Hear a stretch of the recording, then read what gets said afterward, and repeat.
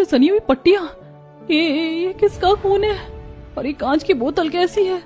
प्रज्ञा कांच की शीशी को उठाकर ध्यान से देखती है। शीशी पर लाल लेबल लगा था जिस पर लिखा है फॉर्मलिन केमिकल प्रिजर्वेटिव। छी, ये तो बड़ी भयानक कड़वी बदबू है जो कल रात 2:15 बजे जेठानी जी के कमरे के नीचे से आ रही थी। फॉर्मेलिन, ये केमिकल तो अस्पतालों और फॉरेंसिक लैब में शवों और कटे हुए इंसानी अंगों को सड़ने से बचाने के लिए इस्तेमाल होता है। ये जेठानी जी के कमरे के कचरे में क्या कर रहा है? तभी पीछे से अचानक पैरों की आहट होती है। प्रज्ञा घबराकर मुड़ती है। वहां रोहिणी और अमित खड़े हैं। प्रज्ञा, तू इस गंदे कचरे के पास हाथ में दस्ताने पहनकर क्या कर रही है? माँ जी, अमित, ये देखिए, ये जेठानी जी के कमरे से निकला कचरा है। इसमें खून से सनी पट्टियां, फॉर्मेलिन केमिकल की ये खाली शीशी मिली है। क्या? फॉर्मेलिन? ये तो लाशों को सड़ाने से बचाने के लिए इस्तेमाल किया जाता है। माँ, आप समझ रही हैं इसका क्या मतलब है? हे राम, फॉर्मेलिन, लाशों को प्रिजर्व करने वाला केमिकल। ये भगवान, मेरी आशंका सच साबित हो रही है। ये जरूर कोई ना कोई जादू टोना करती है। कहीं ये बली वाली तो नहीं देती कमरे में? राम राम राम।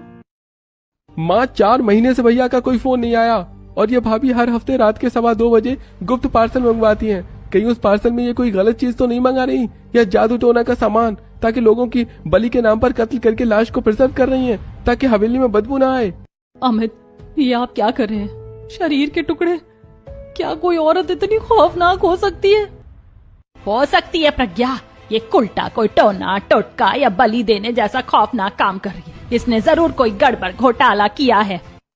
बस बहुत हुआ, अब मैं और सब्र नहीं रखूंगा। आज रात जैसे ही 2:15 बजेंगे और वो पार्सल आएगा, मैं सीधा पुलिस को बुलाऊंगा और पुलिस के सामने इस कुल्टा के कमरे का ताला तोड़कर उससे पार्सल का खौफनाक राज खोलूंगा। दोपहर में हुए ड्रामे के बाद जब रात को खाना खाने के बाद जेठानी मायरा हमेशा की तरह सबके कमरों में गर्म दूध के गिलास देने गई, लेकिन प्रज्ञा दूध नहीं पीती थी, इसलिए उसने अपना गिलास मेज पर ही छोड़ दिया। अरे राम, आज इतनी थकावट क्यों लग रही है?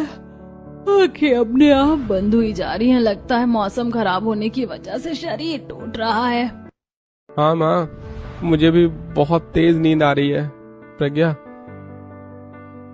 तुम लाइट बंद करो और सो जाओ। ये क्या बात हुई? अभी रात के 10 ही तो बजे हैं, फिर अचानक सबको इतनी गहरी नींद कैसे आने लगी? सासू माँ भी बेसुध होकर सो गई, राशि भी सो गई। हर रात इस घर के सारे लोग एक साथ इतने बेसुध क्यों हो जाते हैं? तभी प्रज्ञा को खिड़की के बाहर पिछले बगीचे से सूखी पत्तियों और मिट्टी के सरसराने की आवाज सुनाई देती है। प्रज्ञा पर्दे के पीछे से झांक कर देखती है। हे माता रानी, इतनी रात को गार्डन में कौन है काले कपड़ों में, हाथ में खुरपी लिए?